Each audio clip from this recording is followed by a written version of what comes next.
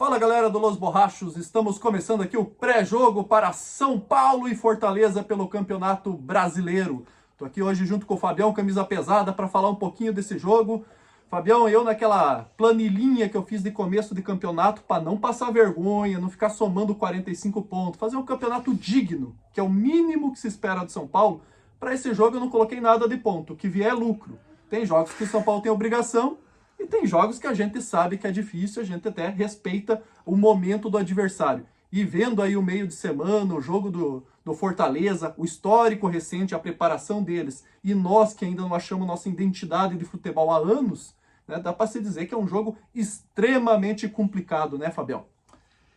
Marlos, né, os tempos mudam, as coisas mudam, né, inacreditável, né, hoje imaginar que daqui a 2 anos atrás disputamos um mata-mata da Copa do Brasil, passamos nos pênaltis, lembra daquela tristeza, 10-9, jogamos o ano passado com eles na Sul-Americana? Não, foi a Sul-Americana? Não, foi na Copa do Brasil também. Copa do Brasil, fomos eliminados, enfim, Marlos. Tempos mudam e acho que você está certo, Marlos. Infelizmente, um jogo bem difícil para o São Paulo.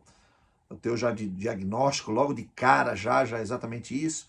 O Fortaleza não tem tido os resultados, mas a atuação do Fortaleza é uma atuação forte, é uma atuação... A bola não está entrando, né? Esperamos que amanhã continue a mesma coisa, que a bola não entre deles também e que a gente possa, de repente, sair com um resultado, no mínimo, aí, de um empate de lá do Castelão lá. O empate seria um ponto, já seria importante. Qualquer ponto que o São Paulo conquistar vai ser importante. Eu fiz essa análise assim da dificuldade de não colocar pontos para esse jogo, Fábio, porque, que nem você falou, eles não estão pontuando, mas estão com um grupo de Libertadores extremamente difícil. Sim. Acho que o Colo-Colo, que é um time tradicional, mas que vivia anos ruins, está surpreendendo, fazendo uma grande atuação. E aí você soma isso com um grupo que tem o River Plate, fica mais difícil ainda, e eles focaram na Libertadores. Sim. O que fizeram com que eles se tornassem lanterna do brasileiro com 0 pontos, porém, é um time que é para estar um pouquinho mais à frente. E a minha análise era justamente baseada na identidade de jogo. O Fortaleza trocou o Rogério, agora tem o Vojvoda, e você pode ver que o Fortaleza há anos já tem uma identidade de jogo, uma forma de pensar futebol. E o São Paulo, ele vem ano a ano, reformulação. Ano passado ganhamos um paulista. Qual jogador daquele título paulista jogará de titular nesse jogo com o Fortaleza? Talvez 1, talvez 2, entendeu? Então eu acho que isso aí pesa muito para definir. Que nem você falou, camisa e história era para nós chegar e vencer. Mas o momento e o trabalho feito pela diretoria do Fortaleza, pelo técnico, inverte a situação, né? Com certeza, Marlos. A definição tua assim, é excelente nesse sentido. E é igual aquilo, né? O São Paulo, ele continua insistindo no que está errado, né? Sim. Essa é a minha visão, é aquilo que eu já disse para você. Eu gostaria muito que o São Paulo tivesse contratado um treinador pragmático, um treinador que voltasse às origens, por exemplo, que pensasse primeiro no defensivo, depois ele partir para o ofensivo, assim como ele começou a trajetória dele de transformação de 2003 para 2004. Em 2003 o São Paulo era aquele time forte, que tinha Kaká, que tinha Luiz Fabiano e tal, mas que era pipoqueiro, que nas horas H pipocava. Era um time cheio de estrelas e não conseguia nada. Em 2004 teve a reformulação toda, esses caras saíram, vieram caras mais operário, veio o Rojas, fez o trabalho, levou até a Libertadores, aí veio o Leão, com aquele sistema mais pragmático, veio o Cuca primeiro, depois veio o Leão, né, Rojas, final de 2003 Rojas, 2004 o Cuca, vem Leão. E assim o São Paulo se tornou, pelo menos durante um bom tempo, um time que tinha um estilo de jogo. Uma identidade. Exatamente, uma identidade de jogo. Seus 3 zagueiros, sempre aquela coisa. Não, hoje nós vemos isso daí. É isso que nós vemos. Como foi colocado até no pós-jogo passado, nós vemos o nosso rival, sai jogadores, entra outros jogadores, entendeu? E o ritmo continua o mesmo. Marlos, como que pode o jogo de quinta-feira, Igor Vinícius, Miranda, Léo Pelé e Reinaldo, essa zaga, um nome, é muito melhor do que a zaga do Everton. Se você for colocar por nome, é muito melhor que muitos. O ataque do São Paulo era Marquinhos, Luciano e Rigoni. Sim. E você vê o desempenho que não desempenha. Exato, faltou serviço. É claro, a gente faz as nossas críticas aqui ao Rogério, mas é óbvio que o Rogério, ele deve continuar e é o treinador que não vem fazendo um trabalho de resultados tão ruim. O São Paulo tá bem no Brasileiro. Aos trancos e barrancos tá indo. Agora não é segredo para ninguém o trabalho que o Vojvoda faz no Fortaleza. Sim. É totalmente diferente. E eu queria chegar num ponto aqui que nós estamos criticando muito nos últimos meses, é a questão aí do São Paulo reveza por causa de viagem. E hoje eu estava analisando a seguinte situação. Você já parou para pensar que Fortaleza e Ceará, os dois times lá do Nordeste, extremo Nordeste, né, lá em Simão mesmo, Sim. eles viajam o tempo inteiro, porque o Campeonato Brasileiro de Série A, ele está concentrado na região sul-sudeste, tirando Minas e Goiás, que tem ali o Atlético Goianiense, mais o Cuiabá e Mato Grosso, o resto é tudo sul-sudeste. E mesmo esses estados que estão fora desse eixo, ainda é longe para o Ceará.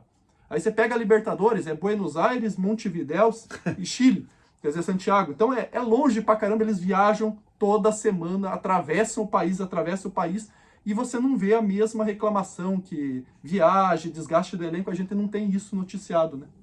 Marlos, mas é aquilo que eu falo, né? É muito mais fácil você passar a responsabilidade dos seus atos para os outros, para as circunstâncias, tudo, do que você assumir eles.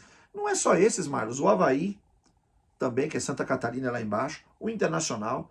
Então todos esses times, eu tinha um amigo meu gremista que ele falava, Fábio, nós atravessamos toda vez o Brasil, cara, onde o Grêmio vai jogar é longe para nós, entendeu? Então, quer dizer, são coisas que, entendeu, aí você vê a diferença, né, você vê a diferença. Eu tava vendo a coletiva do Vojvoda depois do jogo contra o River Plate. O detalhe também, né, Marcos, você esqueceu, né? O Fortaleza ainda tem, além de ter o Colo-Colo, que está na excelente fase, e o River Plate ainda tem a Comebol contra, porque o que a juizada roubou do Fortaleza nessa Libertadores é brincadeira, cara. É brincadeira, chega a ser assustador. Mas voltando ao nosso assunto, então quer dizer, é muito mais fácil você, se você não vê o Fortaleza tendo esse tipo de atitude, os seus jogadores, o seu dirigente, não, muito pelo contrário, dando força, entendeu? Dizendo, ó, aqui, provavelmente, aqui é assim, entendeu? Imagina, cara, eu fico imaginando, cara, como que seria antigamente, mano, que não tem hoje, no 2022, os aviões são mais rápidos, as coisas, do que eram antigamente. Como que seria então antigamente? Imagina, não tinha... Futebol não existiria. Exato. Mas essa daí me parece ser aquela desculpa já encaminhada. Sim. Você já começa a imaginar que já está preparando.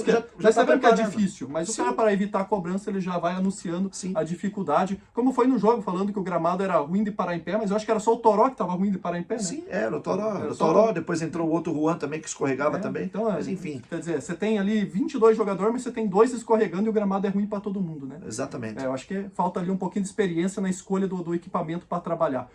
Vamos falar um pouquinho do Fortaleza aqui, que a gente já comentou aqui sobre o nosso adversário. Eu vou dar destaque aqui para o péssimo retrospecto que nós temos contra o Vojvoda, hein? São 6 jogos, 3 empates, 3 derrotas. A última vitória do São Paulo aconteceu há 5 jogos atrás contra o Fortaleza, foi justamente o último antes da chegada do Vojvoda. Depois que ele chegou, o São Paulo empatou 2, perdeu 2, aí soma-se os jogos contra o Tajeres. Então tá aí um histórico ruim para o São Paulo, uma oportunidade de tentar quebrar essa sequência negativa. Vamos aqui pro palpite do jogo, dava para trocar, sabia? Em vez de palpite do jogo, colocar a escalação do jogo. Quero ver quem acerta. Poxa, olha, quem acertar a escalação do jogo... É mais difícil que acertar o placar, mais né? Difícil, mano. Sempre vem uma surpresa aí. Vamos pro palpite do jogo aí. Qual que é o placar para esse jogo aí, Fabião? Olha, Marlos, eu vou no meu tradicional placar, né? Placar de 1-1, né? Com placar de 1-1. Assim, mas é como tu falou, cara, vai ser um jogo extremamente difícil, um jogo extremamente complicado, já devido a tudo o que está acontecendo no São Paulo, né? Todas as coisas que interferem, infelizmente, de fora para dentro do campo, e essas questões aí que, entendeu, eles já estão praticamente já se desculpando antes de jogar até, né? Sim. Já sabendo o que pode vir pela frente aí. Bom, o meu palpite pro jogo aí, é claro que eu acho que o São Paulo vai ter uma dificuldade muito grande nessa partida. Vamos torcer para conseguir pelo menos um pontinho lá, acho que o 2-2 é um bom placar. Convido você a participar aí nos comentários, deixando a sua opinião, participando do vídeo. Se inscreve no canal, compartilha e não esqueça de ativar a notificação de novos vídeos aí para receber os vídeos que nós publicamos. Beleza, pessoal? Um abraço, nos vemos no pós-jogo.